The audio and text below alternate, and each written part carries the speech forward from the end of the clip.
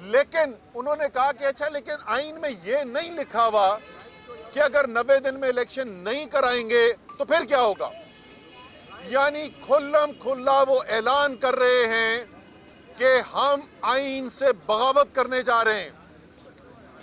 تو میں بھی 1 منٹ کے لیے میں نے کہا یار یہ تو بہت بڑی بات کر دی ہے.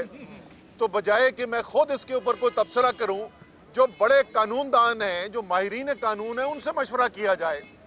تو میں نے جو پاکستان میں بہترین آئینی ماہرین سمجھے جاتے ہیں ان سے مشورہ کیا، اور جواب انہوں نے مجھے یہ دیا کہ اگر جانتے بوجھتے آپ آئین کو مجروح کرتے ہیں، آپ آئین کو معطل کرنے کے کوئی اقدامات کرتے ہیں، یا براہ راست یا بالواسطہ، تو آپ غداری کے مرتکب ہوئے ہیں.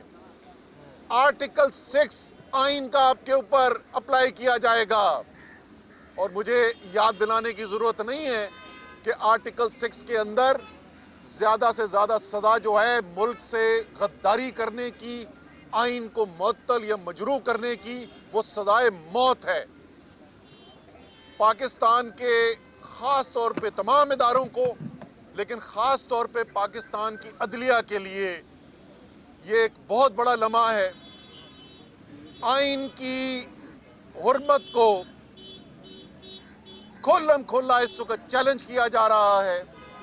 ایسے بیانات آ رہے ہیں جس سے گونج سنائی دیتی ہے ماضی کے ڈکٹیٹروں کی. ضیاء الحق کا وہ مشہور جملہ کہ آئین کیا ہے، کاغذ ہے، اس کو میں اٹھا کے ردی کی ٹوکری میں پھینک سکتا ہوں. کچھ اسی قسم کے خیالات کی بو ہمیں سنائی دے رہی ہے جیسی آج بات کی گئی کہ کیا فرق پڑتا ہے، 90 دن میں تو کرانے کا لکھا ہے، لیکن یہ تو نہیں لکھا کہ نہیں کرائیں گے تو کیا ہوگا. تحریک انصاف اور پاکستان کے عوام، کیونکہ سب کو پتا ہے کہ اس وقت پاکستان کی قوم فیصلہ کر بیٹھی ہے اور عمران خان کے ساتھ کھڑی ہوئی ہے. اپنی حقیقی آزادی کے لیے، پاکستان میں حقیقی جمہوریت کے لیے، آئین اور قانون کی بالادستی کے لیے پاکستان کی قوم اس وقت عمران خان کے ساتھ کھڑی ہے. تو تحریک انصاف تو مسترد کرتی ہے اس قسم کی مذموم سازش کو، لیکن پاکستان کے عوام بھی مسترد کرتے ہیں. اور ہمیں امید بھی ہے اور یقین بھی ہے کہ پاکستان کی عدالتیں بھی مسترد کریں گی ان تمام سازشوں کو. اور انشاءاللہ تعالی یہ تاریک دور جس سے ملک گزر رہا ہے، جس کی قیمت، ایک بہت بھاری قیمت پاکستان کے عوام کو ادا کرنی پڑ رہی ہے، اس حکومت کے اپنے جاری کردہ اعداد و شمار کے مطابق پاکستان کی تاریخ کی بدترین مہنگائی سے عوام گزر رہی ہے. ساتھ کے ساتھ ایک انا پرست پالیسی کہ میں ڈالر کو 200 سے نیچے کروں گا، اس نے ملک کے اندر وہ تباہی پیدا کی.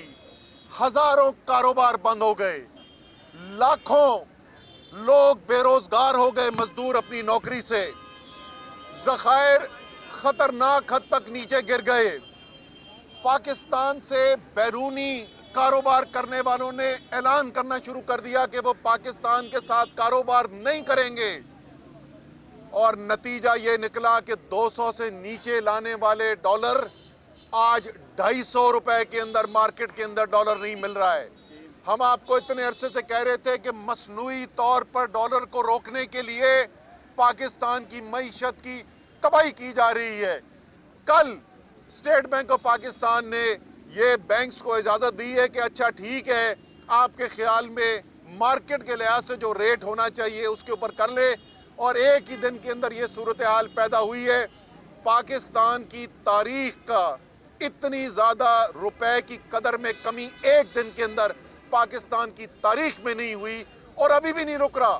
250 پہ بھی کوئی بیچنے کو تیار نہیں ہے. آپ 250 پہ مانگ رہے ہیں، 260 پہ بیچنے کی بات کر رہے ہیں لوگ. اب پتہ نہیں 260 پہ بھی یہ رکے گا کہ نہیں رکے گا. یہ جو تباہی آئی ہوئی ہے براہ راست پاکستان کے عوام کی زندگی وہ اجیرن کی جا رہی ہے. مشکلات نہیں، तबाही का शिकार किया जा रहा है, ये उस वक्त तक नहीं रुकेगा जिस वक्त तक पाकिस्तान एक नए इलेक्शन की तरफ नहीं जाएगा, एक फ्रेश मैंडेट की तरफ नहीं जाएगा। इन इंपोर्टेड हुकूमत वालों ने तो जो कुर्सी से चिमटे में इन्होंने तो छोड़नी नहीं थी। इमरान खान दलेराना फैसले करने वाले आदमी हैं। 2 सूबाई हुकूमतें तहलील हो चुकी हैं, आइन का 90 दिन का मीटर स्टार्ट हो चुका है, काउंटडाउन शुरू हो चुका है। इलेक्शन की तारीख का ऐलान किया जाए ताकि पाकिस्तान इस अजाब से निकल सके और पाकिस्तान के अवाम इस अजाब से निकल सके। कि 2 असम्बलियां तहलील कर दी आपने और कौमी असम्बली से भी इस्तीफे आपके मंजूर हो गए, क्या आपको इस चीज़ का इदराक नहीं था कि जब आप असम्बलियां तहलील करेंगे और इस्तीफे भी मंजूर हो जाएंगे, आपके साथ दोबारा इस तरह का रवैया जो 25 मई को अपनाया गया था दोबारा अपनाया जाएगा? आप लोग इसके लिए तैयार थे? दूसरा है कि सदर मुमलिकत तो पाकिस्तान तहरीक इंसाफ के हैं और आप लोग दावा भी कर चुके हैं कि नून लीग के अरकान भी आपके साथ राब्ते में हैं, तो फिर किस चीज़ का इंतजार कर रहे हैं कि आप लोग पूरी वफाक में ऐसी हलचल करते कि आपके ऊपर जो मुसीबतें आई हैं उसको रोका जाए? अच्छा, पहले सवाल आपका जो था कि क्या हमें इस बात का इदराक था कि जब असम्बलियां तहलील की जाएंगी तो उसके बाद हमारे खिलाफ इंतकामी कार्रवाइयां की जाएंगी, इसका बिल्कुल इदराक था। ऐसा नहीं है कि यह हमारे लिए कोई बड़ी ताज्जुब की बात हो रही है, लेकिन मेरे भाई, एक तरफ मुल्क का मुस्तकबिल और दूसरी तरफ मेरे ऊपर या इमरान खान के ऊपर या तहरीक इंसाफ के बाकी लीडर्स के ऊपर उनकी जात के ऊपर तकलीफ। हम अपनी जात पर तकलीफ बर्दाश्त करने को तैयार हैं, लेकिन हम मुल्क को और 22 करोड़ आवाम को तकलीफ में नहीं देखना चाहते, इसलिए हमने ये फैसला किया। इमरान खान को गिरफ्तार करने की बातें की जा रही हैं और कहा जा रहा है कि इमरान खान को गिरफ्तार करेंगे या हाउस अरेस्ट करेंगे, कुछ मीटिंग्स भी हो रही हैं। इस हवाले से आपका क्या फिर लायमल होगा? देखिए, कोई कानून के अंदर अगर मुझे बता दे कि किस कानून के तहत इमरान खान को गिरफ्तार किया जाएगा, कोई कानून के अंदर इसकी गुंजाइश मौजूद नहीं है।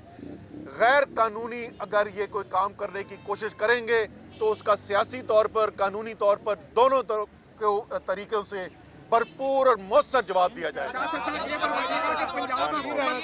पंजाब हुकूमत तो इलेक्शन कमीशन ने निगरान वज़ीर आला का तकर्रर किया है। खैबर पख्तूनख्वा हुकूमत में मैंने खुद देखा है कि परवेज खटक पीछे खड़े हैं, महमूद खान बैठे हुए हैं, बड़ी खुश असलूबी के साथ जो मामला तय किए हैं। अब वहाँ पे भी आप तहफ़्फ़ुज़ात शो कर रहे हैं, क्या वजह है? वो भी किसी और ने लगाया है निगरान सेटअप, क्या आपने ही डिसाइड किया है अपोजिशन के साथ बैठ के? नहीं, देखें, हमारी जो कोशिश थी, पंजाब में भी यही कोशिश थी। आपको पता है ना हमने पंजाब में कैसे नाम दिए थे? हमने क्या नाम दिए?